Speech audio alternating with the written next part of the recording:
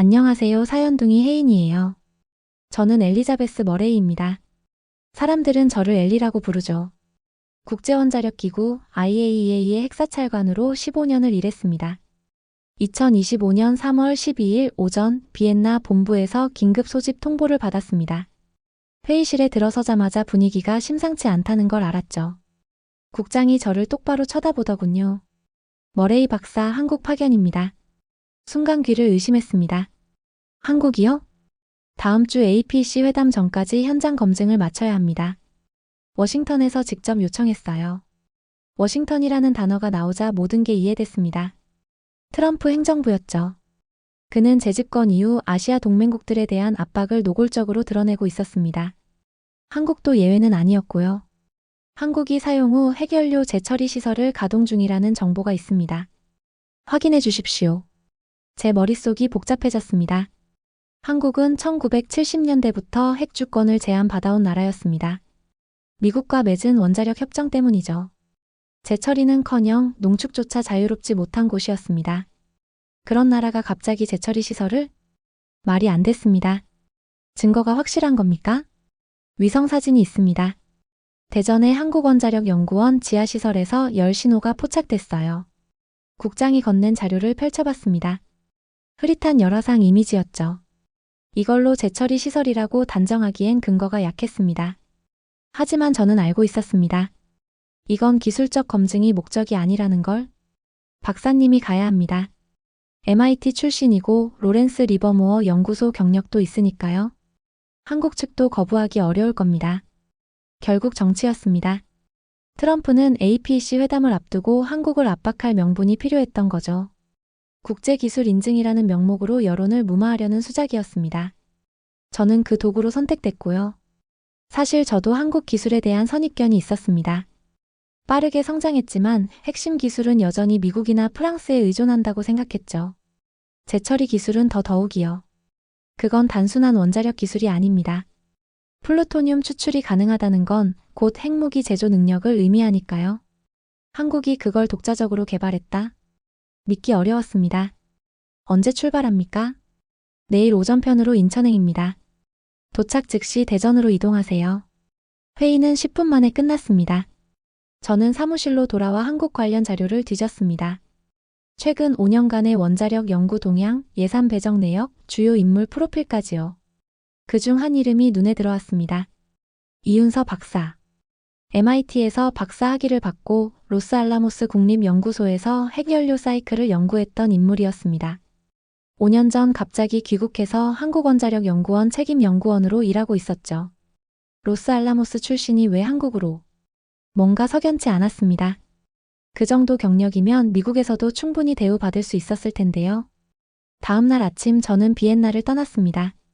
인천공항에 도착하자 환영 인파 따윈 없었습니다. 대신 무표정한 외교부 직원 한 명이 저를 기다리고 있었죠. 머레이 박사님이시죠? 차량 준비돼 있습니다. 짧은 인사였습니다. 차는 곧장 남쪽으로 향했습니다. 고속도로를 달리며 창밖을 봤죠. 깔끔하게 정돈된 도로, 빼곡한 아파트 단지, 산업단지의 연기. 정돈된 나라였습니다. 하지만 저는 알고 있었습니다. 정돈된 표면 아래 무엇이 숨어 있는지는 아무도 모른다는 걸. 2시간 후 대전에 도착했습니다. 한국원자력연구원의 정문이 보였습니다. 경비가 삼엄했죠. 출입증을 확인받고 들어서자 회색 건물들이 줄지어 서 있었습니다. 안내받은 곳은 본관 3층 회의실이었습니다. 문을 열자 한 명의 여성이 저를 마주 보고 있었습니다. 이윤서 박사였죠. 반갑습니다, 머레이 박사님. 그녀의 악수는 단단했습니다. 오랜 비행이었을 텐데 바로 일정을 시작해야 할 것 같네요. 괜찮습니다. 저는 가방에서 태블릿을 꺼냈습니다. 본론으로 들어가죠. IAEA는 귀국의 지하시설에서 비정상적인 열 신호를 포착했습니다. 설명 부탁드립니다. 이윤서 박사는 잠시 침묵했습니다. 그러다 말했죠. 보여드리겠습니다. 직접요. 그 한마디에 저는 직감했습니다. 이건 단순한 검증이 아니라는 걸. 그리고 한국이 감춰온 무언가가 이제 세상 밖으로 나오려 한다는 걸. 이윤서 박사는 저를 지하로 안내했습니다. 엘리베이터가 내려가는 동안 아무 말도 없었죠. 지하 3층, 4층을 지나 5층에서 멈췄습니다. 여긴 일반 연구원도 못 들어오는 곳입니다. 문이 열리자 복도가 나타났습니다. 백색 LED 조명이 차갑게 빛나고 있었죠. 공기가 달랐습니다. 무겁고 건조했습니다. 이쪽입니다. 이윤서 박사가 앞서 걸었습니다. 저는 그녀의 뒷모습을 보며 생각했습니다. MIT 출신, 로스알라모스 경력. 그런 사람이 왜 이곳으로 돌아왔을까요? 복도 끝에 두꺼운 금속 문이 있었습니다. 홍채 인식 장치가 작동하고 문이 열렸죠. 안으로 들어서자 제 눈이 커졌습니다. 거대한 원형 시설이었습니다. 중앙에는 스테인리스 재질의 거대한 탱크가 서 있었고 주변으로 배관과 계측기들이 빼곡히 연결돼 있었죠. 이게 말문이 막혔습니다. 파이로 프로세싱 시설입니다. 이윤서 박사가 담담하게 말했습니다. 파이로 프로세싱. 건식 재처리 기술이었죠. 사용 후 핵연료에서 우라늄과 플루토늄을 분리하지 않고 혼합 상태로 추출하는 방식입니다. 이론적으론 핵 확산 위험이 낮다고 알려져 있지만 가동 중입니까? 5년째입니다. 5년? 믿을 수 없었습니다. IAEA 신고는요? 하지 않았습니다. 그녀의 목소리는 흔들림이 없었습니다. 왜죠? 필요하지 않았으니까요. 저는 태블릿을 켰습니다. 열 화상 데이터를 그녀에게 보여줬죠. 이 열 신호가 뭡니까? 단순 실험 장비라고 하기엔 너무 큽니다. 이윤서 박사는 화면을 보더니 고개를 끄덕였습니다. 맞습니다. 실험 장비가 아닙니다. 그럼 생산시설입니다. 순간 제 심장이 뛰었습니다. 생산이요? 무엇을? SMR용 연료입니다. 소형 모듈 원자로. 최근 차세대 원자력 기술로 주목받는 분야였죠. 하지만 한국이 이미 연료 생산까지 하고 있다니. SMR 연료 생산에 재처리 기술이 필요합니까? 우리가 만드는 건 특수합니다. 어떻게요? 이윤서 박사는 제 눈을 똑바로 봤습니다. 잠수함용입니다. 그 순간 모든 게 이해됐습니다. 한국이 노리는 건 핵잠수함이었던 거죠. 당신네 기술은 전력 생산용인가 군사용인가? 제 목소리가 차갑게 나왔습니다. 이윤서 박사는 웃지 않았습니다. 머레이 박사님 질문이 틀렸습니다. 뭐가요? 우리에겐 그 구분이 없습니다. 말이 안 됩니다. 핵 기술은 명확히 구분돼야 합니다. 민수용과 군사용은 다릅니다. 왜죠? NPT 체제 때문입니다. 핵 확산 금지 조약을 위반할 순 없습니다. 저희는 위반하지 않았습니다. 플루토늄을 추출하는 순간 위반입니다. 추출하지 않았습니다. 혼합 상태로 사용합니다. 저는 한숨을 쉬었습니다. 박사님, 기술적 회피는 소용없습니다. 의도가 문제입니다. 의도요? 이윤서 박사가 한 걸음 다가왔습니다. 저희 의도는 명확합니다. 독립입니다. 독립? 에너지 독립, 안보 독립, 기술 독립. 그녀의 목소리가 단단해졌습니다. 머레이 박사님은 미국에서 일하셨죠. 로렌스 리버모어에서요. 그렇습니다. 그럼 아실 겁니다. 미국이 왜 우리에게 재처리를 허락하지 않았는지. 저는 대답하지 않았습니다. 통제 때문입니다. 우리가 스스로 연료를 만들면 미국 눈치를 안 보니까요. 그건 동맹 관계의 문제입니다. 동맹이요? 이윤서 박사가 비웃었습니다. 북한이 핵을 쏘면 누가 먼저 맞습니까? 서울입니다. 워싱턴이 아니고요. 그래서 핵 잠수함을? 아니요. 그녀가 고개를 저었습니다. 생존입니다. 우리는 생존하고 싶을 뿐입니다. 저는 말문이 막혔습니다. 그녀의 말이 틀리지 않았으니까요. 박사님. 이윤서 박사가 다시 말했습니다. 저도 MIT 나왔습니다. 로스알라모스에서 일했고요. 그곳에서 배운 게 있습니다. 뭡니까? 기술은 무기가 아니라는 것. 그리고 의존은 독이라는 것. 그녀는 시설을 둘러봤습니다. 이건 무기가 아닙니다. 우리가 미국 없이도 살 수 있다는 증명입니다. 저는 아무 말도 하지 못했습니다. 이윤서 박사는 조용히 말했습니다. 내일 SMR 시설을 보여드리겠습니다. 직접 보시면 이해하실 겁니다. 그녀는 돌아서 걸어갔습니다. 저는 그 자리에 서서 시설을 바라봤습니다. 플루토늄. 세상이 가장 두려워하는 물질. 하지만 이곳에선 그게 독립의 열쇠였습니다. 과연 누구의 시선이 옳은 걸까요? 저는 답을 내릴 수 없었습니다. 다음 날 아침 저는 경주로 향했습니다. 이윤서 박사가 직접 운전했죠. 고속도로를 달리며 창밖을 봤습니다. 산과 논밭이 스쳐 지나갔습니다. 경주에 뭐가 있습니까? 보시면 알 겁니다. 그녀는 더 이상 말하지 않았습니다. 2시간 후 산속 깊은 곳에 도착했습니다. 민간인 통제구역이라는 팻말이 보였죠. 검문소를 지나자 거대한 콘크리트 건물이 나타났습니다. 여긴 국방과학연구소 산하시설입니다. 군사시설이었습니다. 차에서 내리자 한 남자가 저희를 기다리고 있었습니다. 50대 중반쯤 돼 보이는 사람이었죠. 박진호 소장입니다. 이윤서 박사가 소개했습니다. 박진호 소장은 묵묵히 악수했습니다. 멀리서 오셨습니다. 들어가시죠. 건물 안으로 들어갔습니다. 복도는 대전보다 더 삼엄했습니다. CCTV가 곳곳에 설치돼 있었고 경비병들이 서 있었죠. 엘리베이터를 타고 지하로 내려갔습니다. 지하 7층에서 멈췄습니다. 문이 열리자 거대한 공간이 펼쳐졌습니다. 제 입에서 탄성이 나왔습니다. 이게 SMR입니다. 박진호 소장이 말했습니다. 높이 8m, 지름 3m쯤 되는 원통형 구조물이었습니다. 은빛 금속이 차갑게 빛나고 있었죠. 가동 중입니까? 5년 전부터요. 5년? 또다시 5년이었습니다. 출력은요? 100메가와트급입니다. 저는 가까이 다가갔습니다. 원자로 표면에 손을 댔죠. 미세한 진동이 느껴졌습니다. 이건 실험 장비가 아닙니다. 제가 말했습니다. 맞습니다. 박진호 소장이 대답했습니다. 이건 실물입니다. 실제 작동하는 원자로죠. 저는 주변을 둘러봤습니다. 냉각 시스템, 제어봉, 증기 발생기. 모든 게 완벽하게 갖춰져 있었습니다. 용도가 뭡니까? 잠수함입니다. 박진호 소장이 단도직입적으로 말했습니다. 이 원자로는 3,000톤급 잠수함에 탑재 가능합니다. 이미 설계가 끝났다는 겁니까? 설계만이 아닙니다. 그가 태블릿을 꺼내 보여줬습니다. 화면에는 잠수함 도면이 떠 있었죠. 장영실함입니다. 장영실?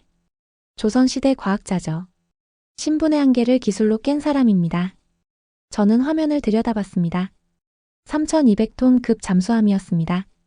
외형은 일반 디젤 잠수함과 비슷했지만 내부 구조는 완전히 달랐죠. 이미 건조했습니까? 진해에 있습니다. 말이 안 됐습니다. 한국이 핵 잠수함을 이미 만들었다니. IAEA의 신고는요? 하지 않았습니다. 왜입니까? 필요하지 않았으니까요. 대전에서 들었던 대답이었습니다. 저는 박진호 소장을 똑바로 봤습니다. 소장님, 이건 명백한 조약 위반입니다. 어떤 조약을요? NPT입니다. 핵 잠수함은 군사용 핵 활동입니다. 머레이 박사님. 박진호 소장이 조용히 말했습니다. 저는 30년간 이 연구를 해왔습니다. 30년? 1995년부터요. 그는 원자로를 바라봤습니다. 제 아들이 초등학교 때 물어봤습니다. 아빠, 전쟁 나면 우리 죽어요? 박진호 소장의 목소리가 떨렸습니다. 저는 대답할 수 없었습니다. 그때 결심했죠. 이 질문에 대답하겠다고. 그래서 핵 잠수함을? 아니요. 그가 고개를 저었습니다. 방패를 만든 겁니다. 우리 아이들이 전쟁을 걱정하지 않아도 되는 방패요. 저는 말문이 막혔습니다. 머레이 박사님은 이걸 위협이라고 보시겠죠. 이윤서 박사가 말했습니다. 하지만 우리는 생존이라고 부릅니다. 그녀의 말이 가슴에 꽂혔습니다. 저는 다시 원자로를 봤습니다. 은빛으로 빛나는 금속 덩어리. 누군가에겐 위협이지만 누군가에겐 희망이었습니다. 내일 진해로 가시겠습니까? 박진호 소장이 물었습니다. 장영실함을 직접 보시면 이해하실 겁니다. 저는 고개를 끄덕였습니다. 볼 수밖에 없었습니다. 이 나라가 무엇을 만들었는지, 그리고 왜 만들었는지. 경주에서의 밤이 깊었습니다. 저는 숙소에서 잠을 이루지 못했습니다. 머릿속이 복잡했죠. SMR, 재처리 시설, 그리고 핵 잠수함. 한국이 준비한 모든 것이 퍼즐처럼 맞춰지고 있었습니다. 다음 날 아침 일찍 박진호 소장이 저를 찾아왔습니다. 아침 식사 전에 보여드릴 게 있습니다. 그는 저를 시설 옆 별관으로 데려갔습니다. 작은 사무실이었습니다. 책상 위에 오래된 서류 뭉치들이 쌓여 있었죠. 제 연구실입니다. 박진호 소장이 말했습니다. 벽면에는 오래된 사진들이 붙어 있었습니다. 젊은 시절의 박진호 소장 그리고 아이들 사진이었죠. 30년 전 이야기를 해드리겠습니다. 그가 의자에 앉았습니다. 1995년이었습니다. 북한이 NPT 탈퇴를 선언했죠. 제1차 북핵 위기였습니다. 저는 고개를 끄덕였습니다. 그때 저는 원자력 공학을 막 시작한 젊은 연구원이었습니다. 박진호 소장이 오래된 사진을 꺼내 보여줬습니다. 흑백 사진이었습니다. 젊은 남자가 연구실에서 웃고 있었죠. 그때는 몰랐습니다. 이 연구가 제 인생 전부가 될 줄은요. 무슨 일이 있었습니까? 아들이 물어봤습니다. 전쟁 나면 죽느냐고. 그의 목소리가 낮아졌습니다. 저는 대답할 수 없었습니다. 미국이 지켜줄 거라고 말할 수도 없었죠. 확신이 없었으니까요. 그래서 연구를 시작했습니다. 우리 손으로 방패를 만들겠다고. 박진호 소장은 서류 뭉치를 꺼냈습니다. 처음엔 아무도 믿지 않았습니다. 한국이 핵 잠수함을 만든다? 말도 안 된다고 했죠. 당연합니다. 기술 격차가 컸으니까요. 맞습니다. 하지만 포기하지 않았습니다. 그는 서류를 펼쳤습니다. 1997년, 2003년, 2010년. 각 연도마다 연구 보고서가 있었습니다. 처음 10년은 이론 연구였습니다. 미국, 프랑스, 러시아의 원자로 설계를 분석했죠. 어떻게 자료를 구했습니까? 공개된 논문, 특허, 학회 발표. 조각조각 모았습니다. 박진호 소장이 웃었습니다. 마치 퍼즐 맞추기 같았죠. 그 다음은요? 2005년부터 실제 설계에 들어갔습니다. 작은 모형을 만들고 실험하고 실패하고 그의 손가락이 서류를 넘겼습니다.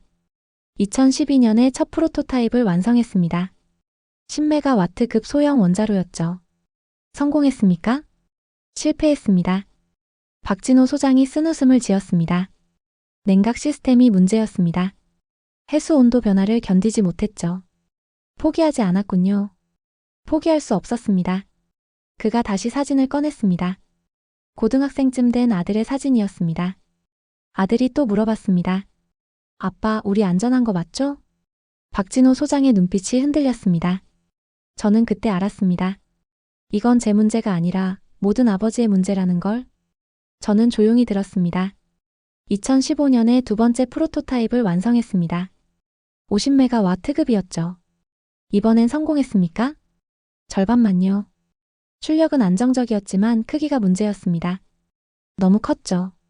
어떻게 해결했습니까? 이윤서 박사가 왔습니다. 박진호 소장이 말했습니다. 2020년이었죠.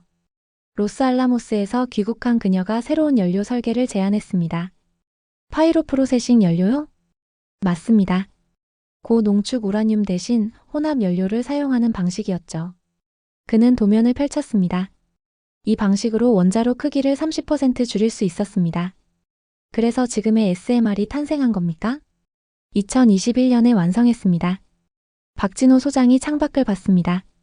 첫 가동 시험을 할 때 손이 떨렸습니다. 성공했습니까? 완벽하게요. 그의 목소리에 자부심이 묻어났습니다. 100메가와트 출력, 20년 연료 교체 없이 작동 가능. 세계 어떤 SMR보다 효율적이었습니다. 저는 숨을 깊이 들이마셨습니다. 그리고 잠수함에 탑재했군요. 장영실함입니다. 박진호 소장이 고개를 끄덕였습니다. 30년 만에 완성한 방패입니다. 그는 저를 똑바로 봤습니다. 머레이 박사님, 이건 복수의 도구가 아닙니다. 뭡니까? 질문에 대한 대답입니다. 그의 말이 가슴에 와닿았습니다. 전쟁 나면 죽느냐는 아들의 질문. 30년간 그는 그 질문에 답하기 위해 살아왔던 겁니다. 내일 진해에서 뵙겠습니다. 박진호 소장이 일어섰습니다. 장영실함을 보시면 제 대답이 무엇인지 아실 겁니다. 저는 고개를 끄덕였습니다. 그날 밤 저는 보고서를 쓸 수 없었습니다. 이건 단순한 기술 검증이 아니었습니다. 한 아버지의 30년 인생이었으니까요. 진해까지는 3시간이 걸렸습니다. 이윤서 박사와 박진호 소장이 함께 동행했죠. 차 안은 조용했습니다. 모두 각자의 생각에 잠겨 있었습니다. 진해 해군기지에 도착했을 때 바다가 보였습니다. 잔잔한 파도가 부둣가에 부딪혔죠. 이쪽입니다. 박진호 소장이 앞장섰습니다. 경비가 더욱 삼엄했습니다. 신분 확인을 3번이나 받았죠. 부두 끝에 거대한 경납고가 있었습니다. 안에 있습니다. 문이 열렸습니다. 구독과 좋아요, 알람 설정은 만드는 데에 큰 힘이 됩니다. 감사합니다. 저는 그 광경을 보고 숨이 멎었습니다. 검은색 잠수함이었습니다. 길이 80m, 폭 8m. 유선형 선체가 조명을 받아 빛나고 있었죠. 장영실함입니다. 박진호 소장이 말했습니다. 저는 천천히 다가갔습니다. 잠수함 표면에 손을 댔습니다. 차가웠죠. 디젤 잠수함처럼 보이는군요. 겉보기엔 그렇습니다. 이윤서 박사가 대답했습니다. 하지만 내부는 완전히 다릅니다. 보여주시겠습니까? 물론입니다. 우리는 해치를 통해 내부로 들어갔습니다. 좁은 통로를 지나 원자로실에 도착했죠. 은빛 원통형 구조물이 중앙에 자리 잡고 있었습니다. 경주에서 본 SMR와 같습니까? 동일 모델입니다. 박진호 소장이 계기판을 가리켰습니다. 현재 20% 출력으로 대기 중입니다. 가동 중이라는 겁니까? 5년째입니다. 또다시 5년이었습니다. IAEA는 전혀 몰랐습니다. 제가 말했습니다. 알릴 이유가 없었습니다. 박진호 소장이 답했습니다. 우리는 시험하고 있었으니까요. 무엇을요? 생존을요. 그는 조종실로 저를 안내했습니다. 넓은 공간이었습니다. 최신형 디스플레이들이 벽면을 가득 채우고 있었죠. 이 잠수함은 60일간 잠안 가능합니다. 60일? 디젤 잠수함은 보통 2주가 한계죠. 하지만 장영실함은 다릅니다. 이윤서 박사가 화면을 켰습니다. 항해 기록이 떠올랐습니다. 2021년 11월 첫 시험 항해를 했습니다. 어디까지 갔습니까? 류큐 제도까지요. 저는 눈이 커졌습니다. 류큐 제도면 오키나와 근처였습니다. 미국 해군이 몰랐습니까? 몰랐습니다. 박진호 소장이 웃었습니다. 우리는 유령처럼 움직였으니까요. 화면이 넘어갔습니다. 2022년, 2023년, 2024년. 매년 시험 항해 기록이 있었죠. 5년간 총 18번의 작전 훈련을 실시했습니다. 작전 훈련요? 실전과 동일한 조건입니다. 이윤서 박사가 설명했습니다. 적 잠수함 추적, 대함 미사일 회피, 장기 자망 등. 결과는요? 완벽했습니다. 박진호 소장이 자랑스럽게 말했습니다. 저는 화면을 응시했습니다. 한국이 5년간 무엇을 했는지 이제 알았습니다. 시뮬레이션이 아니었습니다. 실전이었죠. 머레이 박사님. 이윤서 박사가 말했습니다. 당신은 우리가 시뮬레이션으로 미래를 살아왔다고 생각하시겠죠? 아닙니까? 아닙니다. 그녀가 고개를 저었습니다. 우리는 미래를 준비한 겁니다. 박진호 소장이 덧붙였습니다. 이 잠수함은 전쟁을 위한 게 아닙니다. 그럼요. 전쟁을 막기 위한 겁니다. 그의 말이 묵직하게 다가왔습니다. 북한이 핵을 가졌습니다. 중국은 항모를 띄우고 있죠. 일본도 재무장하고 있습니다. 박진호 소장이 창밖을 봤습니다.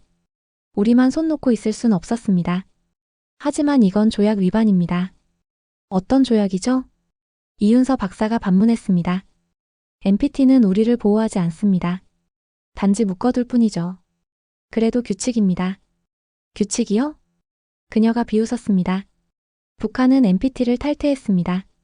이스라엘은 가입조차 안 했죠. 파키스탄은 핵을 만들었고요. 그래도 우리만 규칙을 지켜야 합니까? 이윤서 박사의 목소리가 높아졌습니다.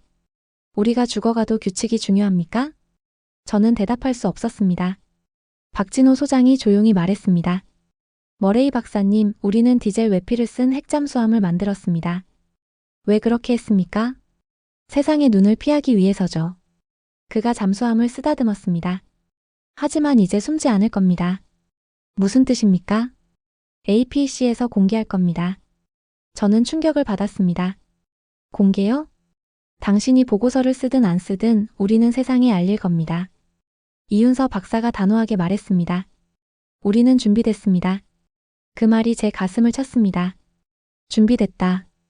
5년간 숨어서 훈련하고 시험하고 완성한 것. 이제 세상 밖으로 나올 시간이었던 겁니다. 진해를 떠나 서울로 돌아왔습니다. 호텔 방에서 저는 노트북 앞에 앉았습니다. IAEA 본부로 보낼 보고서를 써야 했죠. 하지만 손이 움직이지 않았습니다. 무엇을 써야 할까요? 한국이 조약을 위반했다고? 아니면 한국이 생존을 선택했다고? 휴대전화가 울렸습니다. 비엔나 본부였습니다. 머레이 박사, 보고서는 언제 보냅니까? 국장의 목소리였습니다. 내일 보내겠습니다. 결론은요? 저는 잠시 망설였습니다. 아직 작성 중입니다. 박사님. 국장의 목소리가 낮아졌습니다. 워싱턴에서 압박이 심합니다. 트럼프 대통령이 직접 전화했어요. 무슨 내용입니까? 한국을 제재해야 한다고 합니다. 제재. 예상했던 말이었습니다. 근거가 있습니까? 당신 보고서가 근거입니다. 저는 한숨을 쉬었습니다. 제가 쓰지 않으면요? 다른 사람이 씁니다. 국장이 단호하게 말했습니다. 박사님, 이건 기술 검증이 아닙니다. 정치입니다. 알고 있습니다. 그럼 알겠죠? 어떤 결론을 내려야 하는지. 통화가 끊겼습니다. 저는 노트북을 응시했습니다. 빈 문서가 커서를 깜빡이고 있었죠. 규정대로라면 간단했습니다. 한국은 IAEA에 신고하지 않았습니다. 재처리 시설을 가동했습니다. 핵잠수함을 건조했습니다. 모두 조약 위반이었죠. 결론은 명백했습니다. 인증 불가. 하지만 제 손은 움직이지 않았습니다. 박진호 소장의 얼굴이 떠올랐습니다. 30년간 방패를 만든 아버지. 이윤서 박사의 목소리가 들렸습니다. 우리는 생존하고 싶을 뿐이라던 그 말. 그리고 장영실함. 유령처럼 바다를 누빈 잠수함. 이들은 정말 위협일까요? 아니면 준비된 국가일까요? 노트북을 덮었습니다. 창밖을 봤죠. 서울의 야경이 펼쳐져 있었습니다. 수백만 개의 불빛. 그 안에서 살아가는 사람들. 전쟁이 나면 죽느냐고 물었던 아이들. 그들을 지키려는 과학자들. 누가 그들을 막을 수 있을까요? 새벽 2시 저는 다시 노트북을 켰습니다. 보고서를 쓰기 시작했습니다. 하지만 예상과 다른 내용이었죠. 대한민국의 핵 프로그램 검증 결과. 첫 문장을 썼습니다. 본 검증관은 한국의 SMR 및 재처리 시설을 직접 확인했습니다. 두 번째 문장이었습니다. 결론적으로 한국의 기술은. 손이 멈췄습니다. 인증 불가라고 써야 할까요? 아니면 다른 말을? 휴대전화를 집어들었습니다. 이윤서 박사에게 문자를 보냈죠. 질문이 있습니다. 만날 수 있습니까? 답장이 곧 왔습니다. 지금 어디십니까? 서울입니다. 30분 후에 호텔 로비에서 뵙겠습니다. 저는 옷을 갈아입고 로비로 내려갔습니다. 이윤서 박사가 이미 와 있었습니다. 늦은 시간에 죄송합니다. 괜찮습니다. 우리는 로비 카페에 앉았습니다. 무슨 질문입니까? 박사님. 저는 그녀를 똑바로 봤습니다. 제가 지금 이 문서에 도장을 찍으면 또 다른 족쇄를 씌우는 겁니다. 알고 있습니다. 그래도 괜찮습니까? 이윤서 박사는 잠시 침묵했습니다. 그러다 말했죠. 머레이 박사님, 족쇄는 이미 있었습니다. 무슨 뜻입니까? 우리는 70년간 족쇄를 차고 살았습니다. 그녀의 목소리가 떨렸습니다. 미국의 허락 없이 농축도 못하고 재처리도 못했죠. 그건 안보를 위한. 누구의 안보입니까? 이윤서 박사가 반문했습니다. 미국의 안보죠. 우리의 안보가 아니고요. 저는 아무 말도 하지 못했습니다. 머레이 박사님. 그녀가 다시 말했습니다. 당신이 인증 불가 도장을 찍어도 우리는 멈추지 않을 겁니다. 왜죠? 이미 늦었으니까요. 무슨 말입니까? 우리는 이미 준비를 마쳤습니다.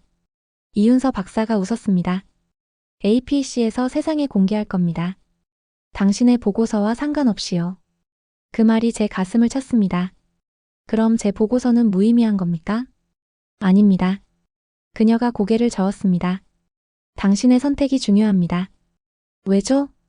족쇄를 지키는 쪽인지 족쇄를 푸는 쪽인지. 이윤서 박사가 일어섰습니다. 선택은 당신의 몫입니다. 그녀는 떠났습니다. 저는 혼자 남았습니다. 족쇄를 지키는 자. 아니면 족쇄를 푸는 자. 저는 무엇을 선택해야 할까요? 새벽 5시 저는 호텔 방으로 돌아왔습니다. 노트북을 켰죠. 그리고 보고서를 완성했습니다. 예상과는 완전히 다른 내용이었습니다. 대한민국은 준비됐다. 마지막 문장이었습니다. 저는 파일을 저장했습니다. 그리고 전송 버튼을 눌렀죠. 이제 되돌릴 수 없었습니다. 보고서를 보낸 다음 날 난리가 났습니다. 비엔나 본부에서 연락이 쏟아졌죠. 머레이 박사, 이게 무슨 보고서입니까? 국장이 소리쳤습니다. 제가 본 대로 썼습니다. 한국이 준비됐다고요? 이건 인증이 아니라 면죄부입니다. 사실을 쓴 겁니다. 사실? 국장의 목소리가 높아졌습니다. 워싱턴에서 난리입니다. 당장 수정하십시오. 수정할 수 없습니다. 머레이 박사. 국장이 위협조로 말했습니다. 이러면 당신 경력이 끝납니다. 상관없습니다. 저는 전화를 끊었습니다. 다시 전화가 울렸지만 받지 않았죠. 창밖을 봤습니다. 서울 하늘이 맑았습니다. 휴대전화가 또 울렸습니다. 이번엔 모르는 번호였죠. 받았습니다. 머레이 박사입니까? 미국 억양의 영어였습니다. 누구십니까? 백악관입니다. 심장이 뛰었습니다. 트럼프 대통령님께서 통화를 원하십니다. 잠시 후 익숙한 목소리가 들렸습니다. 머레이 박사? 예, 대통령님. 당신 보고서 봤소. 이건 배신이요. 트럼프의 목소리가 차가웠습니다. 대통령님, 저는 본대로 썼습니다. 한국이 핵무기를 만들고 있소. 아닙니다. 뭐라고? 그들은 생존하려는 겁니다. 똑같은 말이요. 다릅니다. 저는 단호하게 말했습니다. 핵무기는 공격용입니다. 하지만 그들의 잠수함은 방어용입니다. 말장난하지 마시오. 말장난이 아닙니다. 제 목소리가 떨렸습니다. 대통령님, 한국은 70년간 미국을 믿었습니다. 하지만 북한이 핵을 쏘면 누가 먼저 맞습니까? 서울입니다. 워싱턴이 아니고요. 그래서 그들은 스스로 지킬 권리가 있습니다. 트럼프가 비웃었습니다. 권리? 동맹국이 우리 등 뒤에서 칼을 갈고 있는데 칼이 아닙니다. 방패입니다. 머레이 박사. 트럼프의 목소리가 낮아졌습니다. 당신은 미국인이요. 누구 편인지 분명히 하시오. 저는 IAEA 사찰관입니다. 대답이 되지 않소. 충분한 대답입니다. 저는 전화를 끊었습니다. 손이 떨렸습니다. 방금 미국 대통령과 통화를 끊었습니다. 제 경력은 정말 끝날지도 몰랐죠. 하지만 후회는 없었습니다. 다음 날 APC 회담 전날이었습니다. 경주로 향하는 기차를 탔습니다. 창밖으로 상과들이 지나갔죠. 경주역에 도착하자 이윤서 박사가 기다리고 있었습니다. 오셨군요. 네. 보고서 봤습니다. 그녀가 미소 지었습니다. 감사합니다. 뭐가요? 진실을 쓰셨으니까요. 우리는 APC 회담장으로 향했습니다. 거대한 컨벤션 센터였죠. 각국 정상들이 속속 도착하고 있었습니다. 내일 발표합니다. 이윤서 박사가 말했습니다. 무엇을요? 장영실함을요? 제 눈이 커졌습니다. 여기서요? 전 세계가 보는 앞에서요. 트럼프가 가만히 있지 않을 겁니다. 알고 있습니다. 그녀가 웃었습니다. 하지만 이미 늦었습니다. 무슨 뜻입니까? 일본도 알고 있습니다. 중국도 알고 있죠. 어떻게요? 우리가 알렸으니까요. 저는 깜짝 놀랐습니다. 왜요? 압박하기 위해서입니다. 이윤서 박사가 설명했습니다. 미국만 아는 비밀이면 미국이 덮을 수 있습니다. 하지만 모두가 알면 덮을 수 없군요. 정확합니다. 그날 밤 호텔 방에서 뉴스를 봤습니다. APC 회담 특집이었죠. 내일 한국이 중대 발표를 한다는 소문이 있습니다. 앵커가 말했습니다. 핵 프로그램과 관련된 것으로 보입니다. 화면이 바뀌었습니다. 트럼프 대통령이 나왔죠. 한국의 결정을 존중할 것입니다. 짧은 멘트였습니다. 하지만 표정은 굳어 있었죠. 저는 웃음이 나왔습니다. 트럼프도 어쩔 수 없었던 겁니다. 세상이 이미 알고 있으니까요. 자정이 지났습니다. 내일이면 모든 게 공개됩니다. 한국의 비밀이. 그리고 600년 만의 독립선언이. 저는 창밖을 봤습니다. 경주의 밤하늘에 별이 빛나고 있었습니다. 내일이면 새로운 시대가 열립니다. 준비된 국가의 시대가. APC 회담 당일 아침이었습니다. 경주 컨벤션 센터는 인파로 가득했죠. 각국 정상, 외교관, 기자들이 모여들었습니다. 저는 방청석에 앉아 있었습니다. 무대 위로 한국 대통령이 올라왔습니다. 신사숙녀 여러분. 연설이 시작됐습니다. 오늘 대한민국은 새로운 장을 엽니다. 대통령의 목소리가 울렸습니다. 우리는 70년간 핵 주권을 제안받아왔습니다. 청중이 숨죽였습니다. 하지만 오늘 우리는 선언합니다. 화면이 켜졌습니다. 장영실함의 모습이 나타났죠. 대한민국은 핵 추진 잠수함을 보유했습니다. 순간 장내가 술렁였습니다. 기자들이 카메라를 들이댔죠. 이는 공격을 위한 무기가 아닙니다. 대통령이 강조했습니다. 생존을 위한 방패입니다. 화면이 바뀌었습니다. SMR 원자로가 나타났죠. 우리는 독자적인 핵연료 사이클을 완성했습니다. 또다시 술렁임이 일었습니다. 재처리 기술을 보유했고 이를 평화적으로 사용하고 있습니다. 트럼프의 얼굴이 보였습니다. 표정이 굳어 있었죠. 오늘 이 자리에서 미국 트럼프 대통령께 요청합니다. 대통령이 트럼프를 바라봤습니다. 대한민국의 사용 후 핵연료 재처리 권한을 허용해 주십시오. 장내가 조용해졌습니다. 모두가 트럼프를 봤죠. 트럼프는 자리에서 일어났습니다. 무대로 걸어 올라갔습니다. 마이크 앞에 섰죠. 대한민국은 그가 말을 시작했습니다. 오랜 동맹입니다. 목소리가 낮았습니다. 우리는 함께 전쟁을 치렀고 평화를 지켜왔습니다. 잠시 침묵이 흘렀습니다. 오늘 미국은 결정합니다. 트럼프가 선언했습니다. 대한민국의 사용 후 핵연료 재처리 권한을 허용하겠습니다. 순간 장내가 터져 나왔습니다. 박수가 쏟아졌죠. 저도 모르게 일어나 있었습니다. 이윤서 박사가 보였습니다. 그녀도 박수치고 있었죠. 눈물을 흘리며 박진호 소장도 보였습니다. 30년 만에 완성한 꿈이 이루어지는 순간이었습니다. 회담이 끝난 후 저는 밖으로 나왔습니다. 신선한 공기가 폐를 채웠죠. 이윤서 박사가 다가왔습니다. 머레이 박사님, 축하합니다. 당신 덕분입니다. 아닙니다. 저는 고개를 저었습니다. 당신들 스스로 해낸 겁니다. 박진호 소장도 왔습니다. 이제 시작입니다. 그가 말했습니다. 장영실함은 첫 번째일 뿐입니다. 더 만들 겁니까? 당연하죠. 이윤서 박사가 웃었습니다. 우리는 이제 자유롭습니다. 자유. 그 단어가 무겁게 다가왔습니다. 머레이 박사님. 박진호 소장이 말했습니다. 언제 떠나십니까? 내일 비행기입니다. 그 전에 한 곳 더 가시겠습니까? 어디요? 첨성대입니다. 우리는 차를 타고 첨성대로 향했습니다. 신라시대 천문대였죠. 돌로 쌓아 올린 탑이 서 있었습니다. 왜 여길 데려오셨습니까? 제가 물었습니다. 역사 때문입니다. 박진호 소장이 답했습니다. 이 탑은 1400년 전에 만들어졌습니다. 알고 있습니다. 당시 신라는 약소국이었습니다. 그가 탑을 올려다봤습니다. 하지만 하늘을 읽었죠. 별을 관측하고 미래를 예측했습니다. 기술로 살아남았군요. 정확합니다. 이윤서 박사가 덧붙였습니다. 600년 전 장영실도 마찬가지였습니다. 노비 신분이었죠? 맞습니다. 하지만 기술로 계급을 깼습니다. 그녀가 저를 봤습니다. 우리도 같습니다. 기술로 족쇄를 깬 겁니다. 저는 고개를 끄덕였습니다. 이제 이해했습니다. 왜 잠수함 이름이 장영실인지, 왜 한국이 이토록 집요하게 기술을 추구했는지. 머레이 박사님, 박진호 소장이 말했습니다. 우리는 누구의 허락을 받은 게 아닙니다. 그럼요. 자격을 증명한 겁니다. 그 말이 가슴에 박혔습니다. 자격.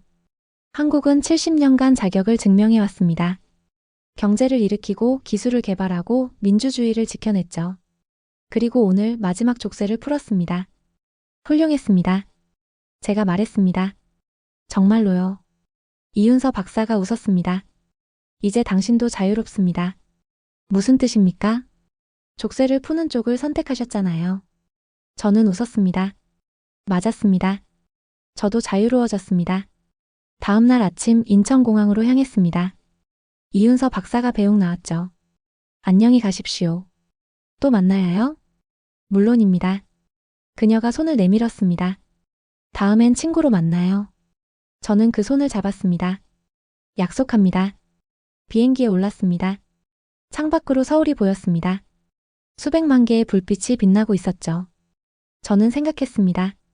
이 나라는 준비됐다고. 그리고 세상은 변할 거라고. 비행기가 이륙했습니다. 한국이 점점 멀어졌습니다. 하지만 제 마음속엔 남아 있었습니다. 장영실함의 모습이, 박진호 소장의 30년이, 이윤서 박사의 신념이, 그리고 600년 만에 이루어진 독립선언이. 저는 노트에 마지막 문장을 썼습니다. 이들은 누구의 허락을 받은 게 아니다. 단지 자격을 증명한 것이다. 더 좋은 영상으로 찾아뵙겠습니다. 감사합니다.